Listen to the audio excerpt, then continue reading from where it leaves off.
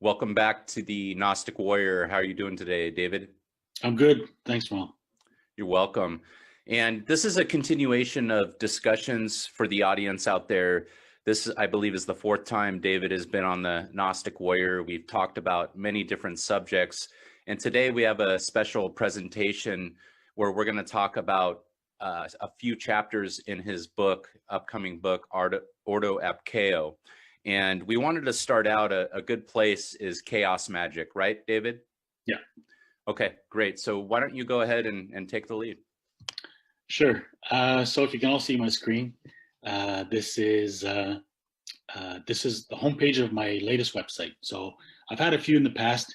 I finally managed to consolidate it. So this features all the content of my book, which is 6 volumes. So I've been at this research for 30 years. I've written 4 or 5 previous books, and this latest book basically dwarfs everything that I've had up until this point. I'm surprised that after all this time, I'm still able to find significant event and themes, and it's been substantial this time around. So there's a lot here. Again, it covers basically. I consider that all my other books combined probably feature about 15% of what's in this book. And so there's a couple of underlying themes. And the reason why it's called Ordo ab Chao is because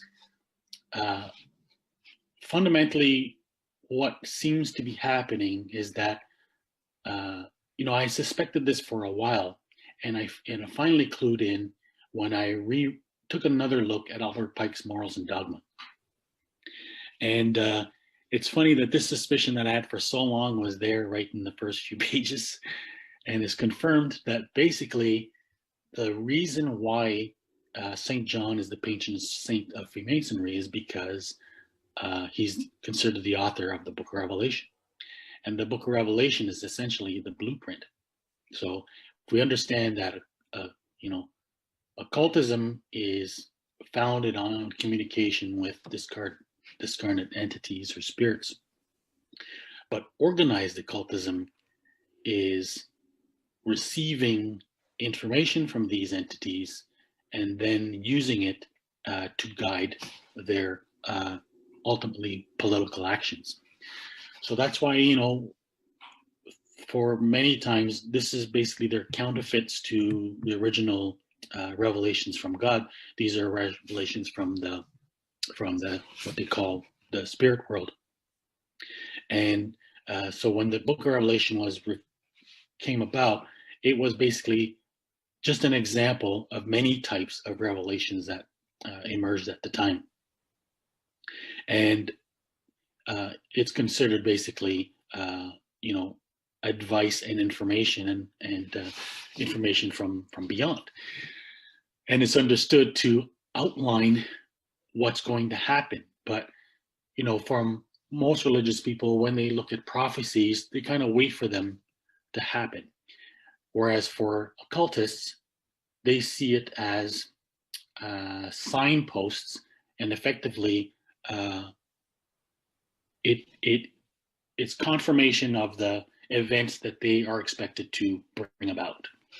And that kind of outlook was really formulated by Isaac Luria, who's considered the father of Lurianic Kabbalah, who basically explain that the end times is not something we wait to happen; it's something that we have to bring about.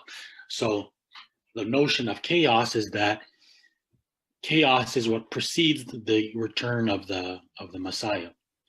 This is a Gnostic version, the Gnostic version of interpretation of the Bible. So it's in reverse. So their Messiah is actually the Antichrist, and the Antichrist is, the Messiah. Their Messiah is the Antichrist of those who have the opposite interpretation.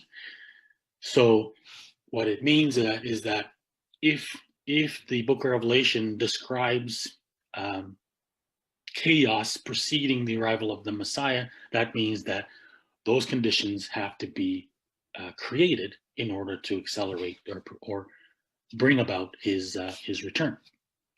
So if it describes, wars and pestilence and disease and corruption, then of course it means that those conditions have to be brought about.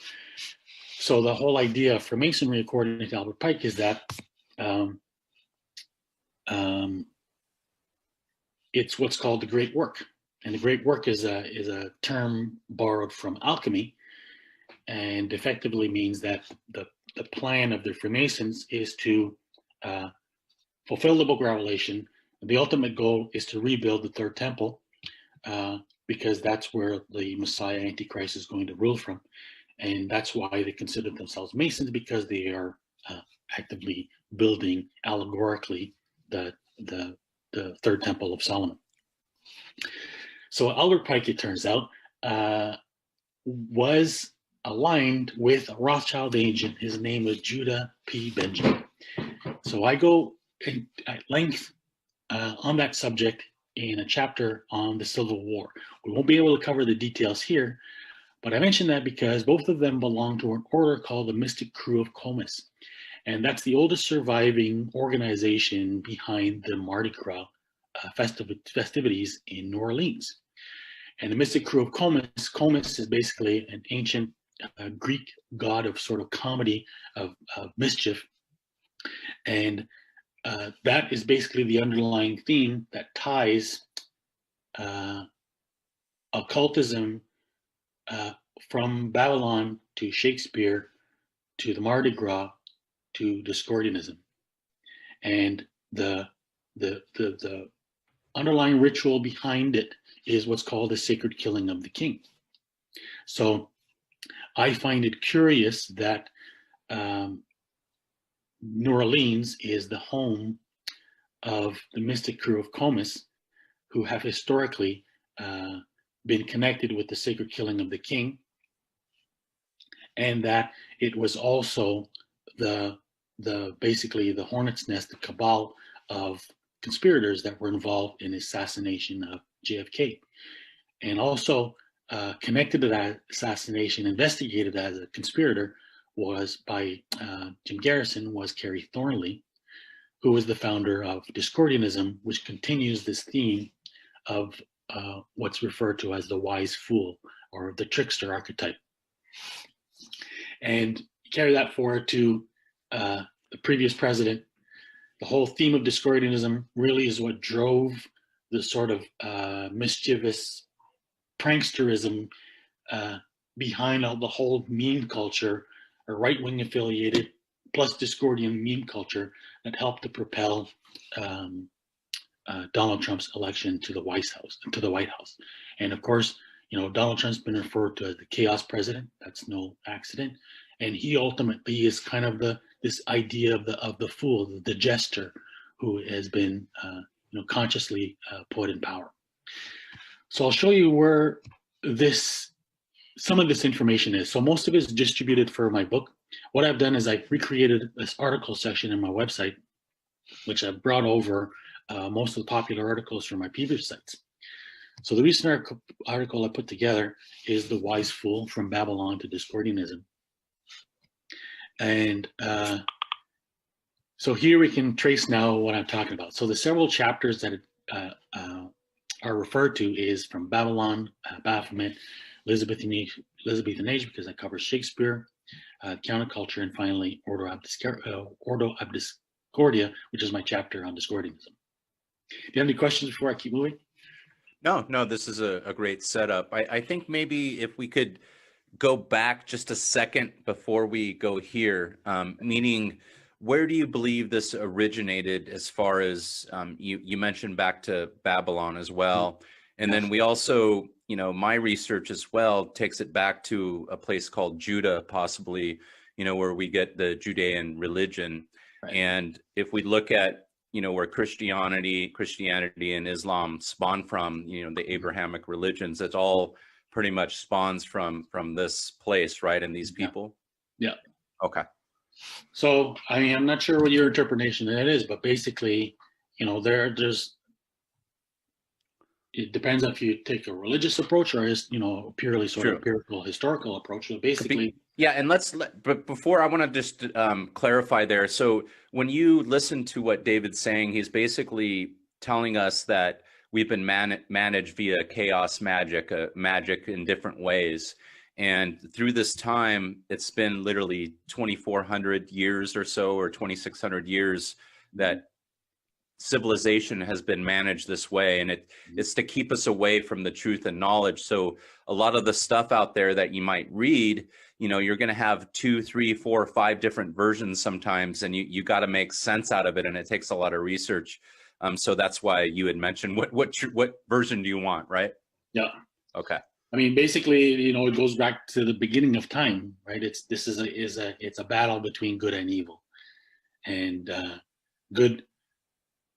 There's a lot of people who claim to be proponents of good, and of course, Orthodox religion is supposed to be, the true representative of it, but they tend to be corrupted. So, is that the nature, David? Do you feel of just the world that was created as a result of this magic, where we have people in positions that shouldn't be there? I know you've talked about it in other podcasts and with myself, and whether it's in religion, the alleged religious scholars or the priest, it's this system that has been built on this magic where it's been turned upside down our world, right? Yeah. So basically, good it's been so, the concept of good has been so fully hijacked that people are following religions without realizing to what extent they're following dogma. That's been overly complicated and usually deliberately. So good is very simple. Good is logical, because we all share this planet. So obviously, we should treat, we live in this planet. We've got certain basic needs, shelter, food, and companionship. So every other human being obviously has the same needs. So we should respect the fact. That's why it's founded on the golden rule: you should treat others as you would they unto you. It's just pure logic, right? But the problem is that it requires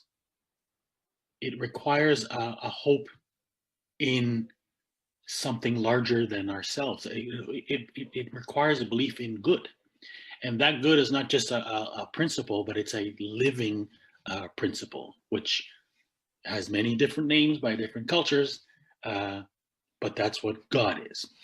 So basically, it's the belief that order is the underlying nature of the universe, and order is good, and good is to be compassionate, to live positively, to respect your fellow human beings, and so on and so forth. So the problem is that for those who suspect that the universe is created by accident, that there is no God ultimately, then there's no ultimate consequence for their actions. So, I'm simplifying this, but basically you can go back through all the philosophers, especially, like modern existentialists, and that's ultimately what their argument is. And occultism is at the root of it. It's basically, if there is no God, then our actions have no consequence, and we can do whatever we want. So not only can we do whatever we want, but we should actively pursue the advancement of our own desires. And that's effectively the battle of good and evil. So that's why it's a normal human tendency to choose one or the other, for the two options to be apparent. They call it the right and left hand path. And so that's why it's as old as man. So it existed before the devil. The devil didn't create evil; he chose evil. So that's why this battle that we see throughout time is actually basically this sort of metaphysical debate, or struggle, which is not in human beings, but it's a consequence of our human existence. So So in the very ancient times, you had the prophets who came to remind humanity of the golden rule, and yet others who resisted it, who were prone to temptation and chose to deny their responsibility to others, and instead to rationalize their rejection of good principles, and to sort of fabricate this religion of evil. So that's I mean, when we say this religion of evil, I would say most people today are living that and have chosen that, and they feel they're doing good when actually they're participating in this evil, in the destruction of themselves, their children, their ancestors, grandchildren, all the traditions and so forth. I see none of them pay respect to that, very few people. And that's the culture that you and I live in today. Yeah, there's no doubt. So, and it's always been like that. Not always will be, but the thing is, it's humans have free will. So sure. It just depends on everyone. Everyone can make their own choice. So it just depends on what period of time you're living in, and what proportion of humanity has chosen the right-hand path and what have chosen the left-hand path. And the thing is that as time progresses, that group on the left side expands over time. There's always hope that they can be corrected and brought back.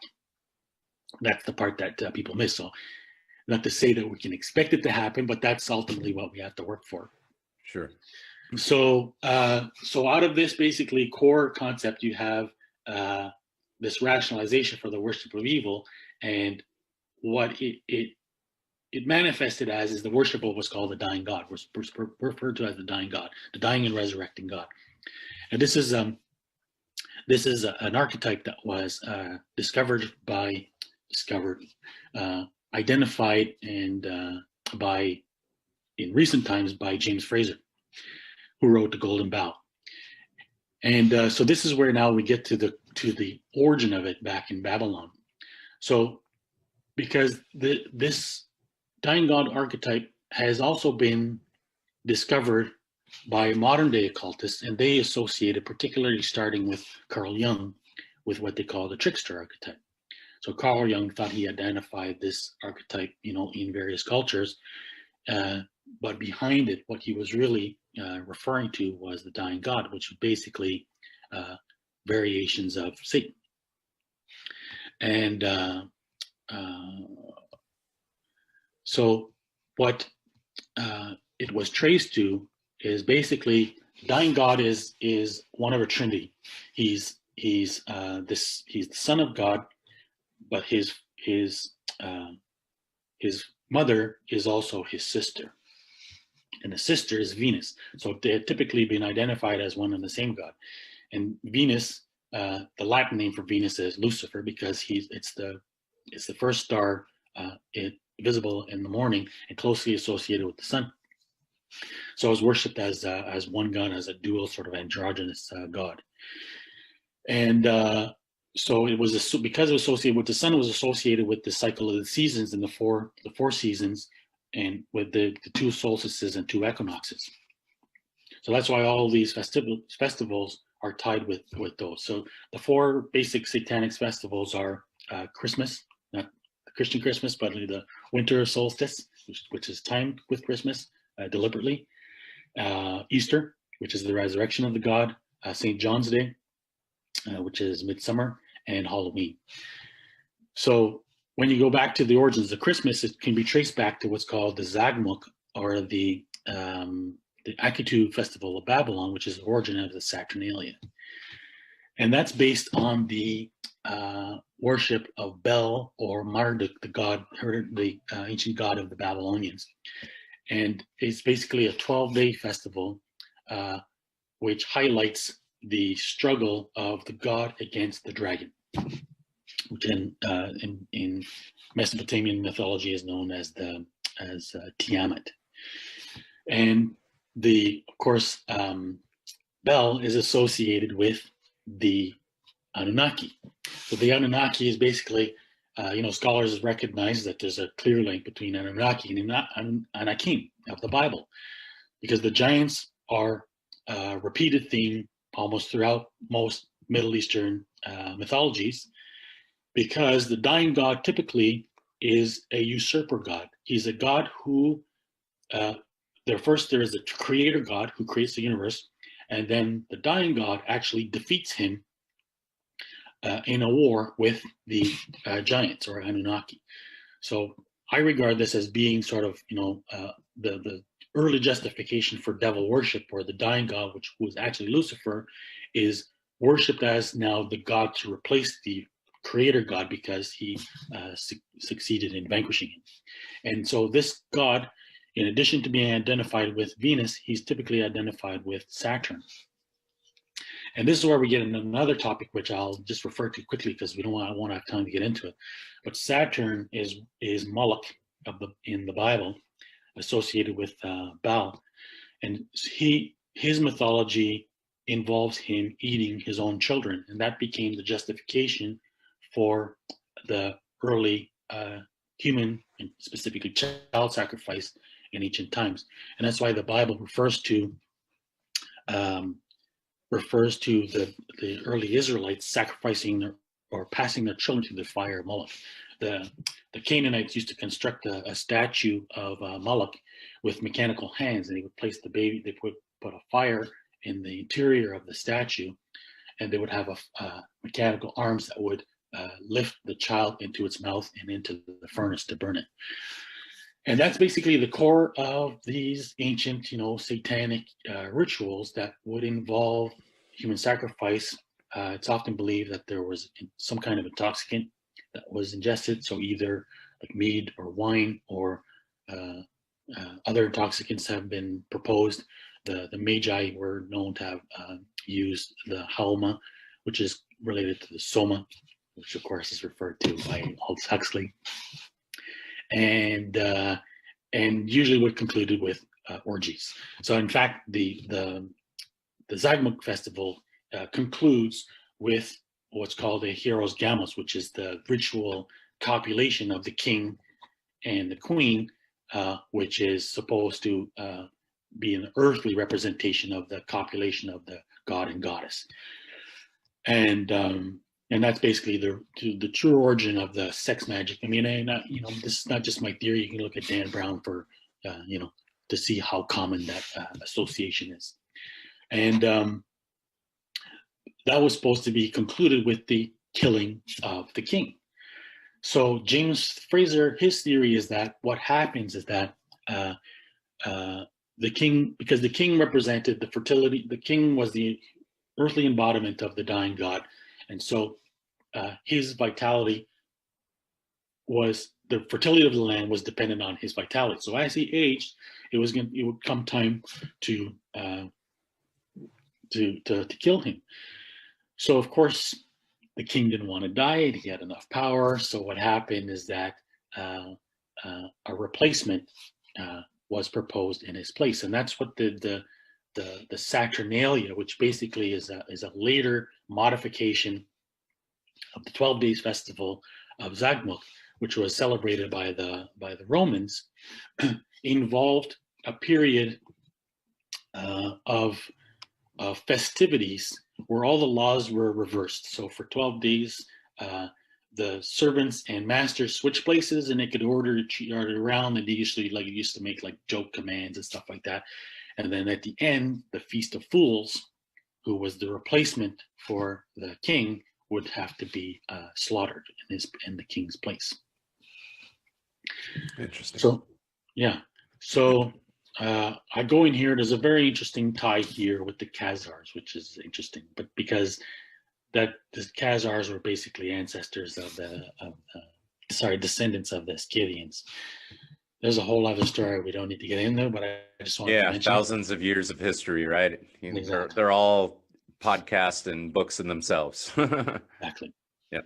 So now we come to the Templars. And so the Templars, they're sort of the patron saint of the Templars was Saint George. The Saint George is basically another adaptation of the dying god.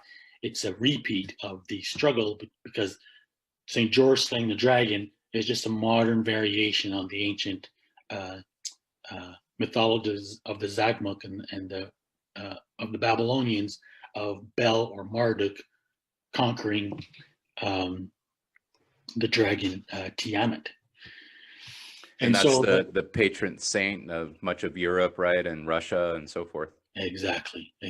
And so this is why the Order of St. George, I cover this in another chapter. Again, I won't get into, there's a lot of my research recently has exposed a pretty fascinating, extensive connection between the founding of the Order of St. George and all the other Neo-Templar orders, like especially the Spanish orders, like the Order of Santiago, Montesa, Calatrava, and all those orders, and the Order of the Dragon. And of course, back to the Order of the Garter, which is founded again on the myth of St. George. So St. George is actually sort of another replacement for a god who's worshipped simultaneously by the Jews and the Sufis. By the Jews, he's worshipped as Elijah, and Elijah is the key communicator of the revelation. So all the Kabbalists through history who have received some kind of Kabbalistic revelation have usually received it through Elijah. And then the Sufis, he's worshipped as a figure called the Khidr, which means the green one. And this is a personage mentioned in the Quran. He's not referred to as green, but the Sufis have basically taken their demonic apparitions and have identified it with this figure from the Quran. And so the green one basically is a popular motif, right? It's well known, commonly associated with witchcraft and Wicca and all those traditions. Why do you believe the color green is the picture? And then of course there's always the phallic, and he's always like the trickster and in nature. Yeah. Do you have any research there, or any comments on that? I would guess it's all because it's all founded on fertility. So green refers to. Yeah. Gotcha. Okay. So what's interesting is that one of the most important magicians of medieval times is Henry Cornelius Agrippa, and there's very few mentions of descriptions of the Baphomet worship by the Templars, but he makes one of the earliest associations, and he associates it with Priapus, which is who's supposedly the ugly son of Dionysus and Aphrodite. And Priapus is pretty famous in the history of mythology because, of course, he's associated with a gigantic phallus. So it's to say that the dying god, in fact, the dying god has always been associated with the phallus. It goes back to the worship of Osiris, and particularly the obelisks that were built in Egypt associated with that were basically phallic symbols associated with the phallus, because of course the phallus is associated with fertility. So throughout history, the kings or the royalty, as far as we know, in this age, going back to this Babylonian magic through Judah and through the various religions today, they would be representatives of, do you feel they were sons of these spirits and that's how they came about? For example, i.e. Solomon and King David. And when you hear about the stories of Jesus, there's some weird magic going on there in regards to fertility, and possibly these people were impregnated not by a human, but possibly the spirit world. Yeah. Well, I mean, I think so. Yeah. But it's only a theory. Sure. Right. So that's where the facts lead to. They lead to that conclusion. But it sounds fantastic, and that's why I don't jump to say yes, it is. But sure, I'm still that's probably the simple way of. Gotcha. I mean, the thing is, I'm still trying to make sense. Everything I've been able to accumulate is circumstantial evidence. It's extensive. Like, case is super, super strong, but I still don't have the smoking gun, right? I still don't have the confession, and we're not going to get it. So, we're just stuck with having to assume. So that does seem to be the case, because when you look at especially right up until modern times, you look at the history of the Kabbalah, and it's based on the belief that the the sons of God, or the Anunnaki, the Anakim, were offspring of the sons of God and human beings, and so that this superior race, they're called in the Zohar. They're called, in fact, in the Bible, they're called the mixed multitude, and it's the Zohar that associates them with the sons of God, and so this mixed multitude is the Aryan race. So as paradoxical as it might seem, the whole concept of the Aryan race is actually a Kabbalistic myth of Jewish, occult Jewish supremacy. And so it's the belief that they are semi-divine because they are offspring of the fallen angels. So there's what people believe today, and then there's what happened in the past, and that I don't know for real, but I mean, I would assume that this Heroes Gamos, this ritual sacred marriage between the king and the queen, was effectively to produce a son of God, right? So some kind of offspring of, through, probably the dying God spirit, or Lucifer would possess the king through the ritual. This is what we have in Rosemary's Baby. Yeah. Right? So yeah, and it's interesting. This, I forget. I think it's parthenogenesis is what they call it. Basically, it's when a human or any other animal or an insect has a baby or offspring without having sex with another male or whatever it may be. So incubus, succubus. Correct. And so there's a lot of stories going back, and I believe even to King David, if you read through the scripture, he was basically I think the offspring of Asmodeus and someone else, and that was one of the kings of the demons. So it's interesting. And the concept of demons or daemons back then is a little bit different from now.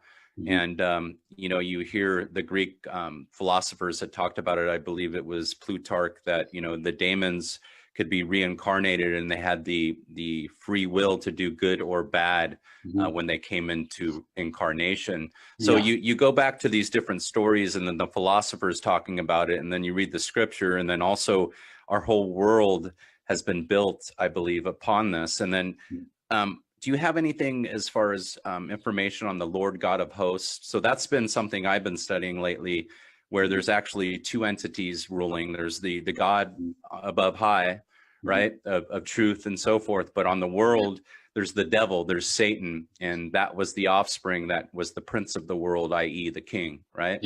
Yeah. So I mean, the thing is that, Satanism doesn't necessarily announce itself in the world as overt worship of the devil. For the most part, it disguises itself as Orthodox religion. So, the Bible has two competing messages in it, and that's pretty apparent. So there's the underlying original monotheistic message, and then there's the Luciferian message, which over time Luciferians try to impart on it. And that's effectively, the Kabbalah is there to derive the hidden codes, but you can see there's so many distortions in the Bible that were clearly input. And this is not just my theory. There's Ernst Werthewing, he's like the leading expert in New Testament, the Old Testament, study of the Old Testament. He points out that you can prove that the Bible was altered. Of course. No, they had in the Catholic Church, if you go back, they had doctors of the church. And if you research the doctors of the church, they were tasked with rewriting the Bible. So a lot of them were basically, they wrote the St. John, for example. One who I believe was one of my ancestors, St. Bede, who was a doctor of the church and the father of English history, who happened to write that, I believe, in the 7th or 8th century. And he was taxed with translating it into English. Right. And then when you, just to correlate with what you're saying there, because I do a lot of scriptural study on my side and try to make sense out of the scripture, literally one word, you have to study the etymology going back to the Greek, to the Hebrew. And even when you study it, as far as when you're looking online or whatever, it's always BS. You got to go back actually and look at old books and then cross-reference it. And sometimes it'll be right on the reference, but I'd say 7 times out of 10, when you go look and you try to find the meanings that are given to us, and even the books that have been given us to cross-reference, they're all been doctored. Yeah.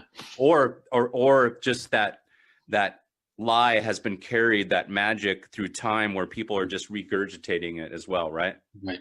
So, okay. And then you go back to the purpose of Jesus's mission, right? It's very clear. It's very simple. He was reprimanding the rabbis of his time, who had basically so convoluted this religion of theirs that they created this very complex dogma, which is all, full of all kinds of rituals and rites and ceremonies and specifics of practice. When Jesus was trying to say, he tried to remind them that the purpose was the golden rule. It's that simple. It's that simple. It's not to eliminate all the rules that come with it, but it's just that's the core spirit of it. And so and through all these rituals and through all this obfuscation over the years, people forget that. Right. And that ritual provides the pretense of authority without preaching the true message. It's the vehicle that allows them to maintain status and authority without actually preaching the true religion. But that's the orthodox side. Then you have the esoteric side, right? So the esoteric side is another one. So Gnosticism specifically, and other variations of Kabbalah and Sufism, they tend to reverse the message completely. So it's actually taking that deviation and taking it to really quite further to the extreme. Yeah, and what's interesting, if you again, I know you're saying Orthodox, and what the Orthodox would say, they would blame that on the Roman Catholics, actually. So what's your thoughts there as far as the Roman Catholicism, and then you have the Greek Orthodox and the Russian Orthodox, which they believe is the true Christianity. And again, here and there, the Bible, the Scripture has been doctored, whatever is going on. What are your thoughts there as far as your research into that? Well,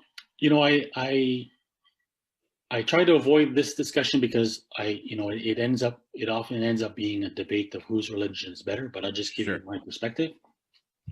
It's just that the Quran is the only way it's the only clue. It's the only way to make sense of it. Because the Quran basically elucidates 2 points, and the one point is that the Old Testament was altered, and the second point is that the Christians adopted pagan beliefs, and that helps to clarify everything. Because once you understand that Jesus was actually just a prophet and that he was trying to preach the original message, and then when you know that the Bible was corrupted, then you know that the original message was gone. And what is the original message? I believe you have to go to the Quran to identify it. So one of the important clues from the Quran is that the devil, is not some separate divinity, but it actually explains what these demons, so-called demons, are. So in Islam, they're referred to as jinn, or it's been popularized in Western culture as genies. And they are basically entities that are living entities with free will, that are composed of some kind of nature which is different from matter. So most creatures that we know and can see, like humans and animals and plants and so on, are made of matter, and jinn are made of some other substance. The Quran describes them as smokeless fire, and I believe what it might mean is energy. So that's basically the core. So what's happening? These spirits have been identified. Any culture throughout history has always had some kind of version of spirits. They're spirits, demons, fairies, ghouls, ghosts, goblins, leprechauns, elves, right? But it's typically always the same thing. So that occultism has always been based on contact with these beings, and this is why you go back to the ancient worship of the dying god. The dying god was believed to reside in the underworld, where he governed the spirits of the dead. But what that meant was not this, because these entities, jinn, were believed to be the spirits of the departed. And this comes all the way, that belief comes all the way forward to seances, where people think that they can contact their lost relatives or famous people from the past, when really it's typically, entities that are impersonating these people. But And on the Christian side, these would be the, i.e., sons of God, the descendants of these, i.e., spirits and humans, right? Yeah, and Okay, more than that, sure. it's basically the fundamental Kabbalistic belief is that the sons of God created a race of beings a race of superior humans who have been preserving the ancient wisdom ever since. Interesting. And the Freemasons, when you look at what they write about, and it seems as they're trying to get back this knowledge as well, that through time, throughout all this chaos magic, that they're reconstructing a lot of it. And we're given this free will, you and I, to research this stuff. I live in a country that was started, I believe, by Freemasons as well.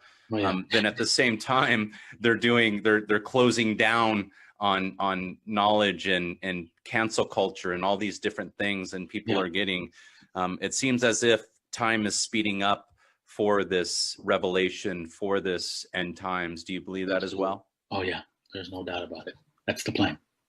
They're actively working to fulfill the prophecies of the book of Revelation.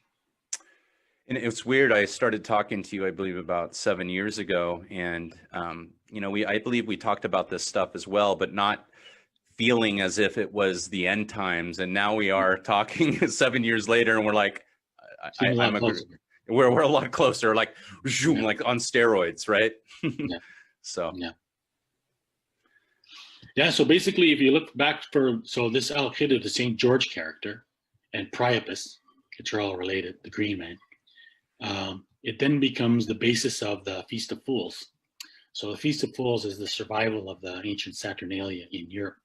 And there's two festivals, basically the Feast of Fools and the Mardi Gras Carnival. And so this is where you get the origin of our Christmas festivals, which coincide with the 12 days of Christmas. Sure, St. Nicholas and Santa Claus. Rule, right? Yeah. And you get things like the maypole, which is another, again, a phallic symbol.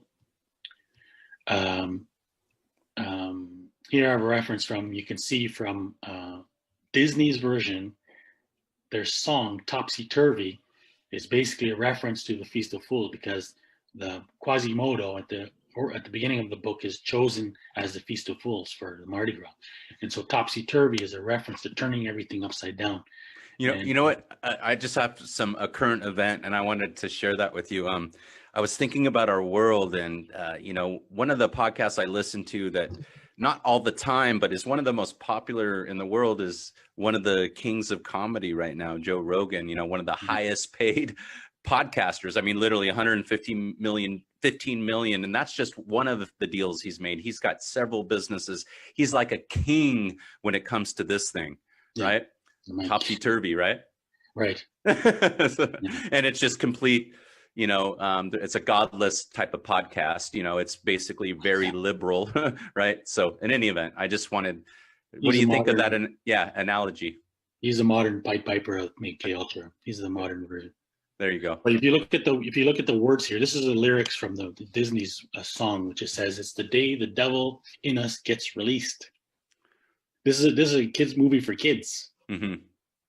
It's the day we mock the prey and shock the priest. Mm-hmm. Everything is topsy-turvy at Feast of Fools. And so basically this Feast of Fools now survives. So basically the Priapus becomes Puck, and the god of the witches. It literally reminds me of American culture right now. That's what it is. Yeah. So, and then Puck, or Robin Goodfellow, is the version of Puck. And there's I don't have a picture of it, but you can see that there's etchings that show that represent Puck as the god of the witches with a giant phallus, basically, overtly identifying him with Priapus. And so Robin Goodfellow, of course, becomes Robin Hood, which is why Robin Hood is kind of like dressed in green, because he's the Green Man. He's the Buck character. And it's interesting that a lot of people play this today and they don't even realize they are. Well, this is why these things survive. This is why you look that we celebrate, North American or Europeans celebrate Christmas every year. So Christmas is a dual celebration. What does Satan? I said that by the Freudian slip, as they would say. Sure. Santa has nothing to do with Christmas. Of course, yeah. And what do I have to do as a father here in North America, in the United States? I have to work harder and get all these presents and keep up with the Joneses. And of course, it's this thing where we celebrate, and it's always about being together and being with your family and celebrating that and being grateful. And then, of course, I have to buy these presents. And as I do it and I have more kids, it gets expensive and it gets me stressed out. Absolutely. I mean, you're serving the machine. Correct. So basically, the Christmas is the modern survival of the Saturnalia, and Santa is Saturn. It's Chronos. So Chronos is the Greek version of Saturn, and Chronos means time, because the Chronos Saturn is always being associated with time, old man time, which is why you find that Santa is an old guy. And this is not by accident. It's because Christmas is actually an occult festival and has struggled to liberate itself from, it sort of originally disguised itself as Christian so that it could survive, but is struggling to free itself from its disguise. And it's been maintained through the centuries by occultists. And one of the most important contributors to it, two of them, would be Francis Bacon and Shakespeare, if the two weren't, of course, the same person. So this is where it really gets fascinating, is where, Francis Bacon, who was really kind of, one of the most important people in modern times, godfather of Rosicrucianism, then by extension of Freemasonry. And as I said, many believe that he was originally Shakespeare. So he was a member of what's called the Order of the Helmet. And you can see here, was he also possibly, do you believe, the Queen's illegitimate son, or legitimate, and they? Yeah. Okay. I do. Okay. I think that Francis Bacon was hugely important. Sure. the whole scientific paradigm that we live in was initiated by Francis Bacon. Right. The Royal Society, which gave birth to Freemasonry, was founded towards the advancement of knowledge that Francis Bacon initiated. In fact, there's a whole Rosicrucian stream that I'll just mention that readers can look up, is that he was associated with Elias Artista, who was a sort of an alchemist messiah that was expected. And so Francis Bacon was continually associated with that person. And I go through that in other chapters. But you can see here how, going all the way back to ancient times, how the helmet in this case was had clearly phallic associations, and almost like the spirit as well, like a separate, like the daemon of the person. Yeah. So basically, you have the dual association here, which is the androgynous deity, right? You have the female god with the phallus of the dying god, and that's ultimately the core meaning of this association of the Order of the Helmet. So Bacon, he basically, what was happening is that at what's called the Inns of Court, which were established on the site of the Templars headquarters in London, they used to celebrate on Christmas. They used to have these plays that they would play that they would act out, which was based on the Lord of Misrule, which was borrowed from the Saturnalia again and again, the worship of Priapus, or that we just discussed. So basically a continuation of the Templar phallus worship is brought forward here through Francis Bacon and part of the chaos magic would be the change of the names through history, right? And the occultist changing it, or whoever was tasked with it. Yeah, it's basically the 1,000 names of Lucifer. Sure. So basically, this is all founded on the worship of Comus or Momus, and this is where you get things like the word for mummery. It's all based on this sort of prankster kind of archetype, this play on this mischievous god, and this is really the origin of Midsummer Night's comedy, Shakespeare's play, because Puck is directly derived from the Green Man that we discussed, the Priapus that we talked about. And so it's really through Bacon and Shakespeare that you now have this survival, this retention of this occult version of Christmas, this variation of the Saturnalia. And it comes to the United States through the person of Thomas Morton. And so Thomas Morton, he founds a community, an early community, because another thing I cover in my book is the Rosicrucian founding of America. So you look at most of the early founders, starting with the Mayflower, were Rosicrucians that were fleeing what they call persecution in Europe Holland, or in Holland, as well as England. Gotcha. And they come to the United States and they found the early communities. And so one of them was by Thomas Morton. It's called Marymount. And the reason why it's called Marymount is in this case, Mount refers to, what did I have it specifically? Is basically it's a crypto reference to sex.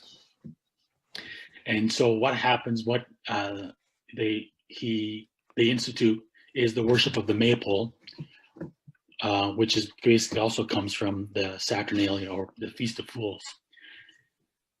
And so basically Thomas Morton was also a member of what's called the School of Night.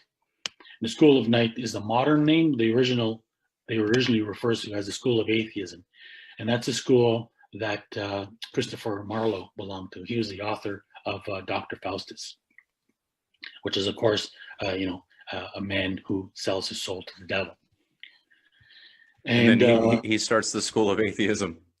Right. Gotcha. Interesting. And that's, just so you know, that's it's been a thorn in my side lately, the atheist, because I never really studied it. I'm familiar because I believe that, I grew up Roman Catholic, i.e. Christian, in a different sense than other people, but I eventually became atheist, and I didn't believe in God because of our culture and the people around me that said they were, believed in the Bible. So I became disenchanted with religion and so forth until I got older and I learned about history and different things. But in any event, make a long story short, I decided to do a recent study of atheism and just what I've seen of the people and how they literally their careers are based upon attacking God and religion all day long. You look at Richard Dawkins. Yeah. It's it's so disrespectful and pathetic, and a lot of them are academians. Yeah. So it's just like I don't know, it scares me, that these people are in such positions of power, I agree, because it borders on pathological. Totally pathological, psychotic. I mean, if you were to psychoanalyze the anger of an atheist, you'd have to wonder, what's the pathology behind it? Right? I wish somebody would explore it and identify it as a condition. And it's a marketing thing now. And then they have literally, it's like a cult, I believe. A dangerous one at that. So I also wrote another article because Dawkins was, of course, associated with. He was linked in directly with Jeffrey Epstein. He was part of the whole crew. I have another article. Surprise me. Yeah, by John Brockman, and John Brockman basically is a friend of Jeffrey Epstein. He was also a friend of Stuart Brand, and he's very much part of the whole early history of the personal computer and its development towards transhumanism, which is why Jeffrey Epstein was very closely involved in funding transhumanist projects. Mm-hmm. And Discordianism, of course, is an important influence behind transhumanism. So if we these jump guys ahead, they use science and wordplay. They're really, I mean, when you analyze what they're saying, they could never stand up against a true philosopher or a true, scholar of religion to a debate. In my opinion. No. Yeah, they would never admit to it though. They'd always pretend that they won. Of course, yeah, and they're promoted as such, right? That's it. Yeah, but I mean that's part of the plan, right? Sure. That's part of the progress that we're experiencing. It's actually a reversal, right? That's correct. It's the evolution. That's the chaos that must precede the end times. So if I'm, correct me if I'm wrong, I know we're going with your study, but to give some hope to the people out there that might agree with some of what we're saying, is that towards the end time, it is switched around on those people that believe they're aristocrats and ruling over us and abusing the people and doing things. They actually kind of get ensnared in the last trap that we're in right now. That's kind of what I'm reading. I mean, it's going to be the whole reversal, right? So it's taking humanity from the worship of a completely distinct entity beyond, indescribable, infinite entity beyond this universe, to the worship of man. And that's it's the man who is going to be the first to recognize that he is God, or declare himself God. And of course, if you connect it to transhumanism, they want to link that to an AI in some way or another. So from the Feast of Fools and Shakespeare's Lord of Misrule, we come to the mystic crew of Comus. So Comus is the god that we refer to. It's a variation of Priapus, the phallic god. And so the mystic crew of Comus, as I mentioned, is the oldest continuous organization behind the Mardi Gras festivities in New Orleans. They're still in operation? Yes. There's an amazing article written by Mimi L. Eustace. And it's not a scholarly article. It's a blog that was published back in 2005. But if you look behind her story and follow the facts, it lines up. So she claimed that I think it was her grandfather or father, had finally on his deathbed chose to confess to her what he knew about the history of the people behind it, Mr. Kurokomis, who he said were basically behind these sacred killings. At the time, one of the most important ones was the killing of Abraham Lincoln. So this is a chapter that I cover on the American Civil War. There's a lot of detail behind here that we can't discuss, but it's linked to the Carbonari out of Italy. This guy in particular, Rothschild agent, his name was Judah P. Benjamin, who with Albert Pike was a sponsor of the founding of the Ku Klux Klan.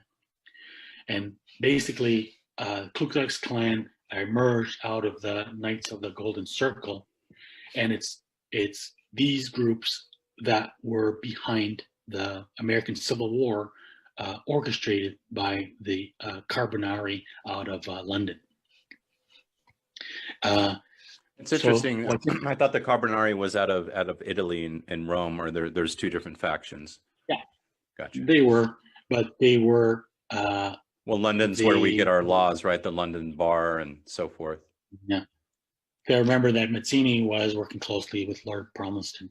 Sure. So that's a head Masonic headquarters as well. Yeah. So they were meeting regularly in London. Giuseppe Mazzini, Giuseppe Garibaldi, and a whole host of other, particularly, it's all connected to an organization called Western Destiny in the United States, which is basically a Carbonari front, and they're the ones who pretty much fomented the Civil War in league with Skull and Bones. So what's important here is that the Ku Klux Klan, one of the supposed chief judicial officer of the Klan was Albert Pike, who was simultaneously a Grand Master of the Scottish Rite, the Southern jurisdiction based out of Charleston, South Carolina. This is another trajectory I trace. Is really, really fascinating. Is the evolution of Freemasonry, starting from the Bevis Marks Synagogue in London, with its sister branches in the United States, three important leading synagogues at the time of the founding of the United States, the Beth Elohim in Charleston, and there's one in Philadelphia, and another one in the Shireth in New York. I can't remember their names now, But these are three synagogues who are basically very much at the core of behind the American Revolution. And then out of Beth Elohim, so right after the American Revolution is the congregants of Beth Elohim Synagogue in South Carolina, who produce Scottish Rite Freemasonry. And then Albert Pike then becomes the leader of it. And it's based on Scottish Rite Freemasonry because, of course, they supposedly they preserved a sample of the Baphomet that was brought there to Charleston. Albert Pike becomes the leader, and then out of the Beth Elohim Synagogue, then this is where you get the birth of Reform Judaism, which leads into the Zionist movement. That's a whole other tangent that we won't have time to cover. Sure. So again, Albert Pike was a proponent of Aryan theories. He later became a member of the Theosophical Society, which of course was headed by Blavatsky, who was the most recent proponent or elaborator of the Aryan myth. And that's basically where you have, the core doctrine, the racist doctrine of the clan, which would have been based on the mythology that the Aryans are survivors of Atlantis, who are originally descendants of the sons of God, Anakim, Anunnaki, who had preserved the ancient wisdom, quote unquote, Kabbalah since that time. And this went through, of course, through Judah, the tribe of Judah, and through the various prophets and so forth, right? Well, this is where it gets strange, because this is where you have a simultaneously contradicting history, right? Like, really what happened is that when the lost tribes get scattered, they get scattered to the land of the Medes and all the way into Central Asia, and that's where supposedly they intermarry with the Scythians, and that's where they become the lost tribes, become the Turks. They eventually migrate to Europe, where they become Scandinavians and Scots. Sure, and then you had the Picts and the Celts and so forth. It's really more of a separate grouping. It's really specifically the Scandinavian descendants of Odin, and the Vikings and the Scots, particularly in Orkney, which is where the Sinclairs come from, and that's where you get this heritage of Scottish Rite Freemasonry. Yeah, interesting. Because you had the Jutes, I believe. That's where the royal house is now, the Queen and so forth. Mm-hmm. Because we have to understand that all this occultism is a reverse of the Bible. It's a reverse history where God is bad, the devil is good. And so where the story because the Zohar refers to the Aryan, they're not called Aryans, they're called the descendants of the sons of God, are referred to as the mixed multitude. And the mixed multitude is a concept that's repeated several times in the Bible as sort of being a corruptive influence on the Jewish people. And really the Aryans, these Aryans or whatever, the descendants of the Anakim become the Canaanites.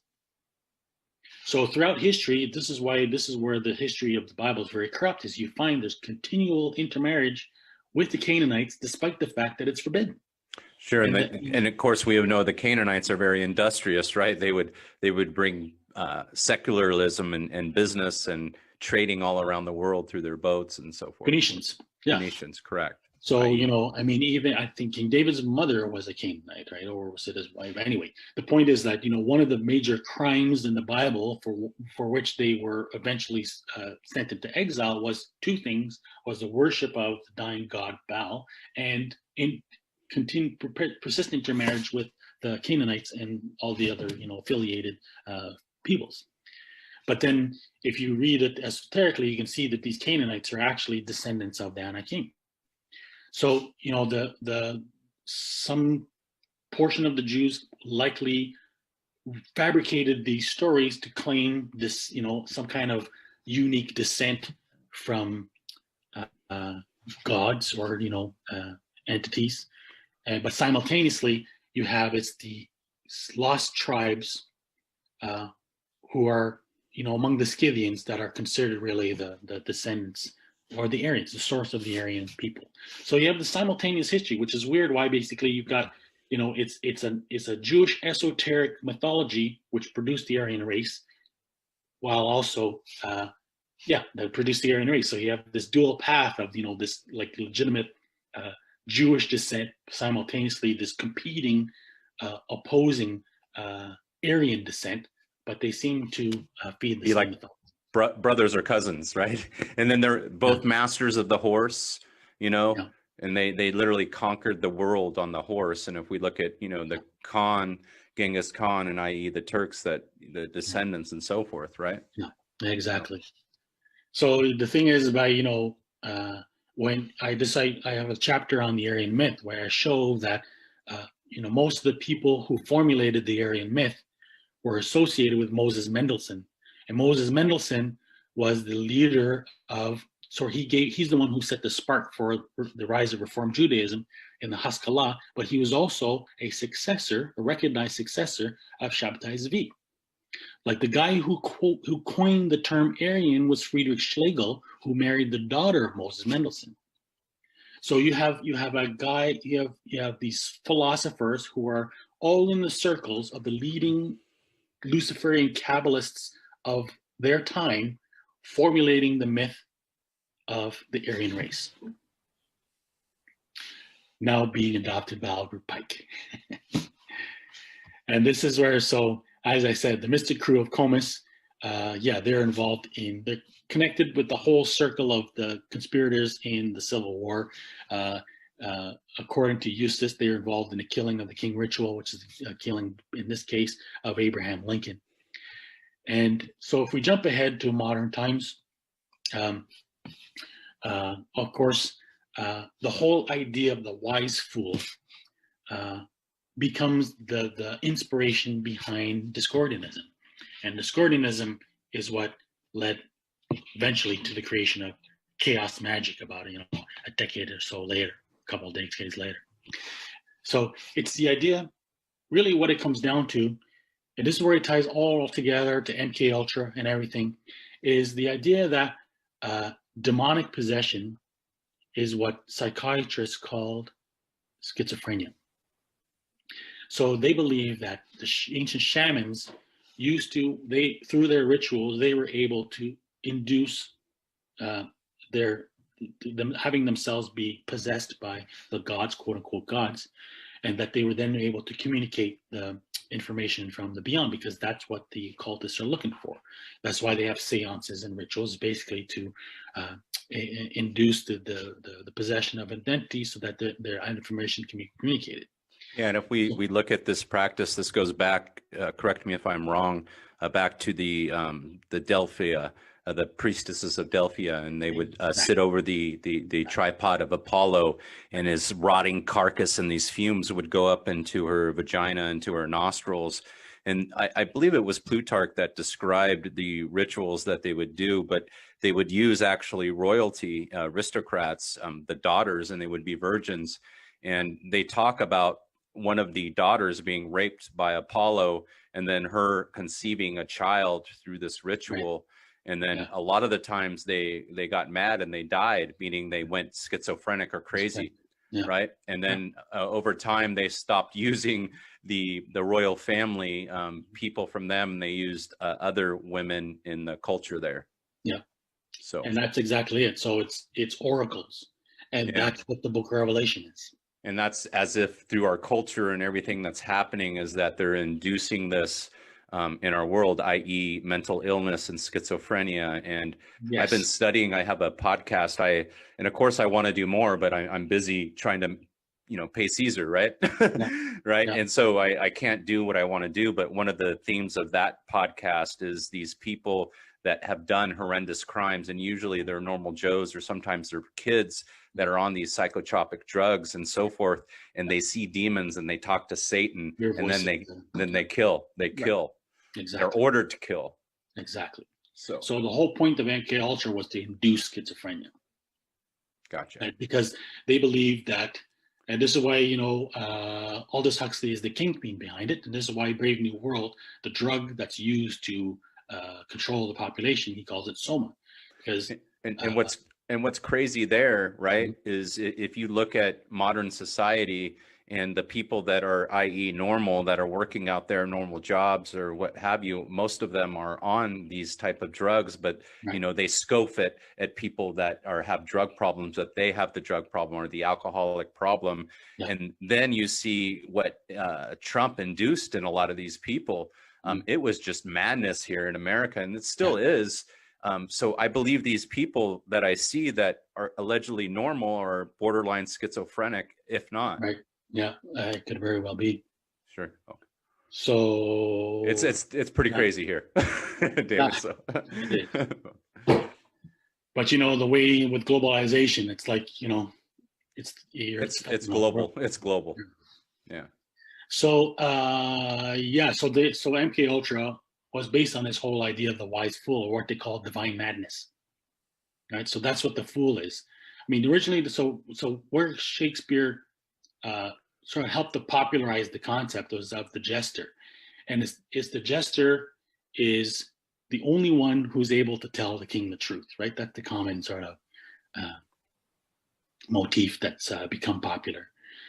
So this is why it was as if, and forget me if I'm wrong, and I want to go along with your line. You're thinking as if these Freemasons were bringing about this world of kind of controlled knowledge, because you look at it, like I had said, we have the patent office here, right, and we have all these things over us controlling us, but allowing us to pursue whatever we liberally want to do.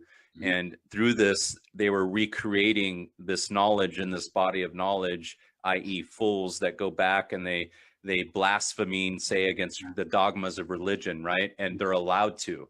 Mm-hmm.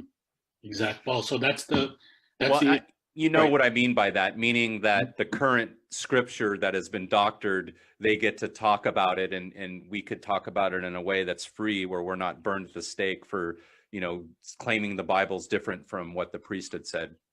Yeah, you get things like South Park and stuff like that, right? Basically, yeah, there you go. It's gotten that far, right? It's gone that far. Sure. So I mean, the idea is that, so Nietzsche is kind of like the modern archetype of the divine, the divine madness, right? So he went crazy because of syphilis, but it's interpreted that he was actually, it wasn't really mad. He was experiencing divine madness.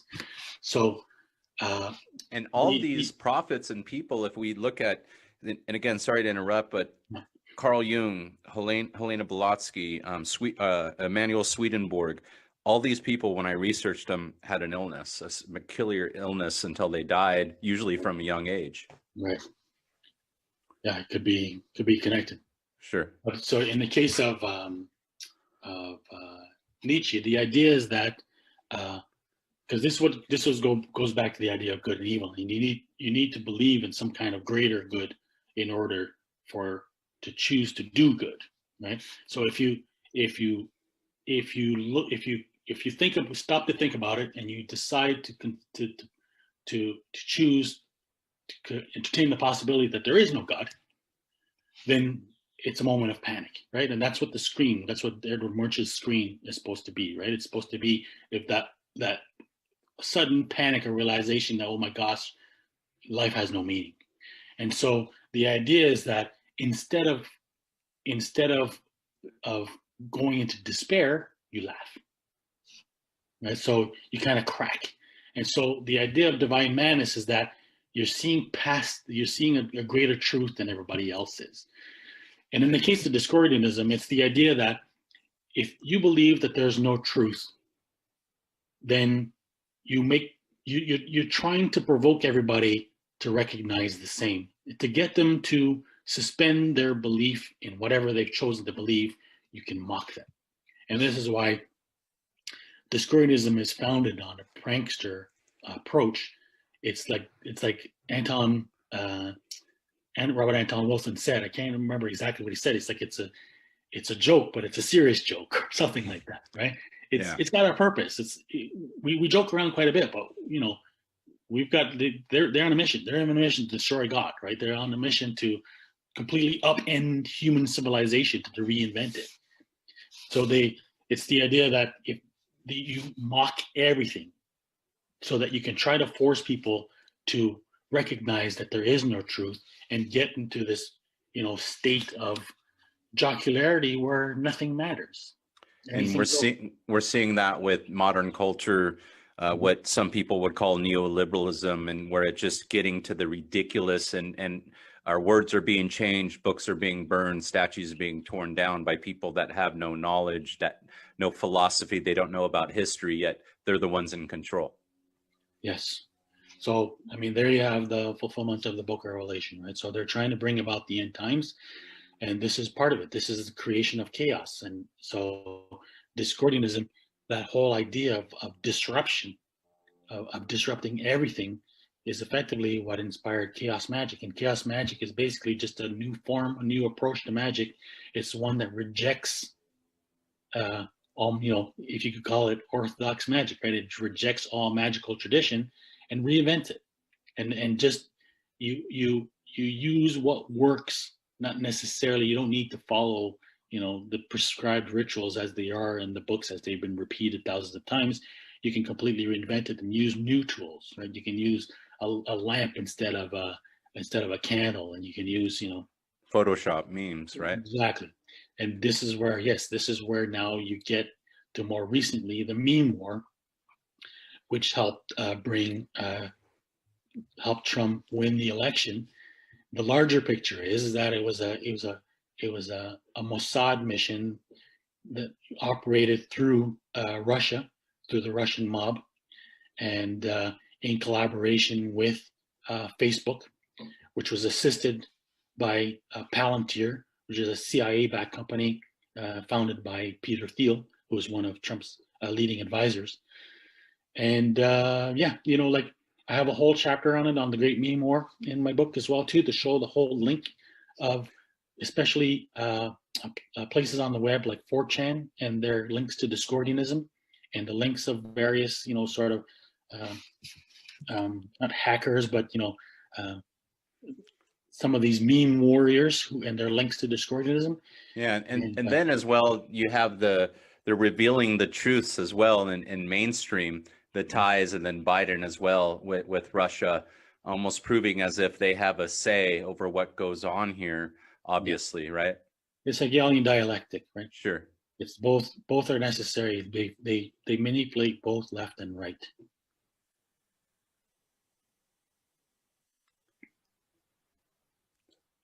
And then, so the most recent manifestations of the Feast of Fools, of the Wise Fool, of the Saturnalia, is consciously, is Bohemian Grove, which is Alex Jones made famous, right? Yeah, and which is consciously adapted from Shakespeare, as well as the Merry Pranksters, right? The Merry Pranksters as well. Merry Pranksters, of course, created by MK Ultra subject Ken Kesey, and he admitted that himself, that he modeled himself on Shakespeare's Lord Chamberlain's Men. And of course, if you look at One Flew Over the Cuckoo's Nest, it's the idea that the inmates run the asylum, right? It's the idea that they're not crazy, the doctors are crazy. That it's the anti-psychiatry that developed out this entire sort of shamanistic, neo-shamanistic idea that was promoted as Esalen, that was basically given attention in Kesey's book. Again, the same idea of divine madness. Like when I go to the doctor and he has this great education, and I have this problem with my son and he's literally dying, and he sees him for 2 minutes and wants to give him a pill, rather than finding out the true origins of what's going on with him and what happened to him and the history. And go to the next doctor, the same thing, the next doctor, the next doctor, the next doctor. And those are our doctors. Well, in this case, it goes back to MK Ultra and the belief that schizophrenia is divine madness, right? So they think that schizophrenics are not crazy. They're just people who see a higher truth. And ultimately they see a higher truth because they're connected to the spirit world. Gotcha. They're possessed. And that takes us basically to the end of that article. Sure. And when we look at the Christian religion, I've studied, the idea of Satan. And when you go back over history and research, what the church fathers had said, basically Satan was Simon Magus, who was allegedly a person.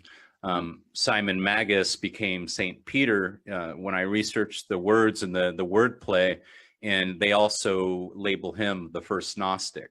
Right. So it's interesting that they would call him the first Gnostic, and then his followers were the Antichrist or the devils, and they possess this supernatural knowledge. And he's also part of the church, right? I believe he was one of the brothers of the apostles. Yeah. And then of course the Pope sits in St. Peter's chair. Yeah, it's very curious. I mean, it's of all the religions, Christianity. I hate to offend Christians, believing Christians, but it's one of the most, overtly adapted to pagan belief systems. Made this, the whole idea of the Saturnalia is associated with Sol Invictus, and really, it's essentially it goes back to what the Greeks would have called demons and demon worship, and they're now angels. The church changed them to angels, right? I mean, the Eucharist, right? The eating of the flesh and the drinking of the blood. Yeah. It's from human sacrifice. It's from pagan rituals. But if we look at also that those have been toned down. When I look and I research the history of Christianity, I know you've researched it as well, but they have curbed back those pagan traditions over time. And when I researched, say, the father of the church and these other apostles and St. Augustine, it was as if they were trying to eventually get rid of it. And it was like worldwide. Yeah. Right. I mean, meaning it's as if the traditions were there. And when they would talk about it, it was as if we could celebrate these rites without sacrificing people and killing people in blood. Yeah. That was not necessary. That's kind of the message that I had got. And then when we look at our world today, of course, there's things going on the occult, esoteric, not all occultism, not all Gnosticism. There's just people that walk the left hand and the right hand path, if you understand that. The left hand path essentially is the people that follow, they put their flesh, above and their self above God. They operate that way. It's not that they don't believe in God. Some of them might not. Some of them say they don't believe in Satan either.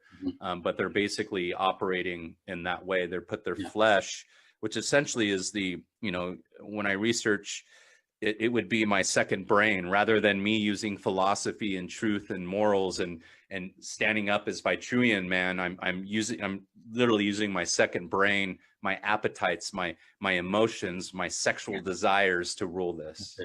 Right? Yeah. Exactly. Well, I mean, in Islam, the Quran basically teaches that that Christians, despite the fact that they might have, adapted their beliefs to pagan beliefs, even invented the idea of Jesus being the Son of God, they're still to be respected as a people of the book, and it basically says that God loves believing Christians, even though. It just shows God's mercy, right? And ultimately, it's a lesson that we're not here to judge anybody, right? It's not about whose religion is better or who's right. In the end, only God knows who of us is righteous. While we're living on this earth, we have to agree to disagree. I agree. And if we look, I believe that the message here was that, we're in the year 2021 and under this Babylonian magic for so long, and we live through these epochs and through these ages. And, from what I gather and from what you witness as well, is that we're at the end of this time of this age and things are speeding up. So possibly, we will see a different world. I don't know. In our lifetimes, we'll probably see the destruction of this world. Rather, it'll be our children or their children in a future time, because I believe if this world ends that we have now, the people that believe in their flesh and put the flesh above God are going to have a tough time going forward. Even though we still live in this world where we have to operate through mammon or through this Satanism that's kind of controlling us, we could still, honor the true God as we're basically in chains under this cult-like culture that we're in. Yeah. New World Order. Yep.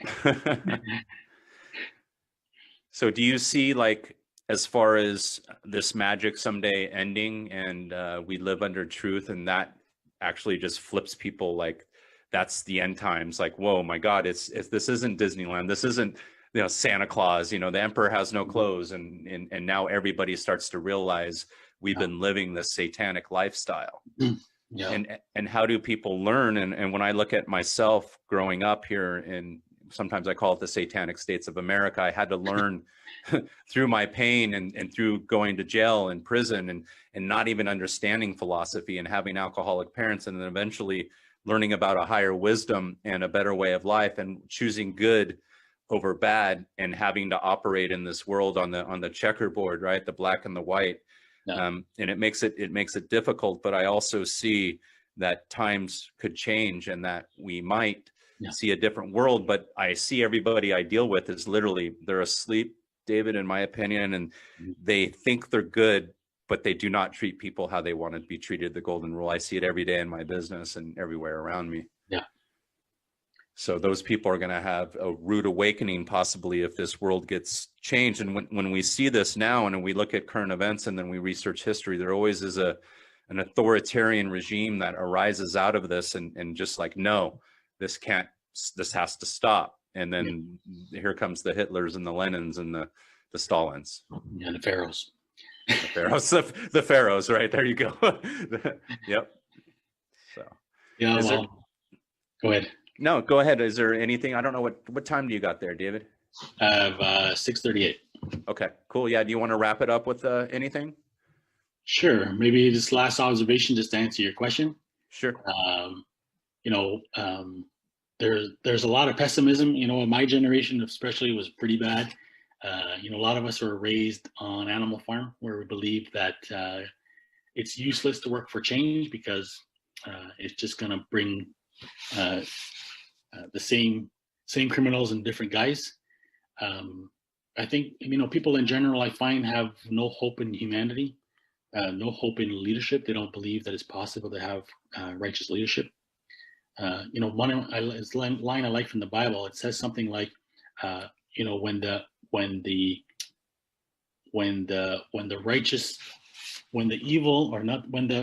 the corrupt rule, the people groan, but when the righteous rule, the people rejoice. It is possible. It is possible to have a righteous world, and things might get a lot worse before they get better. I have no idea where it's going to go, but that's irrelevant. We always have to operate on the assumption that things can change, and it's really important to believe that it is possible, because people are not born bad. They are able to choose between right and wrong, the right and the left-hand path. So, and correct me if I'm wrong, if we look at religion, there's a lot of people that criticize it, and there's Gnostics that kind of make fun of it. They come from different religions, and of course atheists, they're all reformed, Christians or Islam or whatever it might be. But when I look at the core teachings and the methods behind it, it's the core of goodness and values and philosophies. And if you really study them and you understand them and you apply the golden rule, even though you're not Jesus per se or the perfect person, that you can make your life better through these teachings. And that's the whole concept. They're based on ideas, and we center ourselves around these ideas and this knowledge, this core group. And it's through these scholars and through this knowledge that has been handed down to us that we're supposed to live by these ideas and incorporate them into our lives. And if we all truly did that, we would change the world in a day. But that's not the case. Well, I think everybody knows the truth in their hearts, and they've been induced to denying it with the lie. And it seems like pain, though, is the only way that people wake up, including myself, David. I know you lived a little bit different than me, but here I feel when I see people, it always takes something to happen, whether it's an illness or some kind of catastrophes. Yeah. Hopefully and I believe it's because of the discordian, the magic, the chaos magic, the spell that everybody is under. Yeah. So And all we can do is try to expose the lie and hope that some will wake up. So yeah, and I think you're like me after, I'm going on 12 years. I know you're going on what, 30 years of writing, whatever. And it's like, we're still here. I'm still alive. I've had my door broken down. I've been canceled. I've been shadow banned, but I'm still here. So we keep going, right? Yeah, exactly. I know the last time I heard from you before this time was, I'm getting off Facebook. I'm not doing nothing no more. I'm done. And then a year later, you came back and I was like, good, David's back. So, and I messaged you. I'm like, hey, David, you going to come back on the show? So thank you for your time again, David. It's nice to talk to you. I always learn a lot from you, and I could probably talk to you for 3 hours, but you got a family. I got a family. I haven't ate lunch, and I think you probably have to have dinner, right? Supper's coming. Yeah. Okay. All right. So let's revisit this maybe in another 3 to 6 months, and hopefully we'll be still around. All right. Sounds good. Always a pleasure, Mo. Thank you. Definitely. Same here. Take care, man. Yeah. All right. Bye.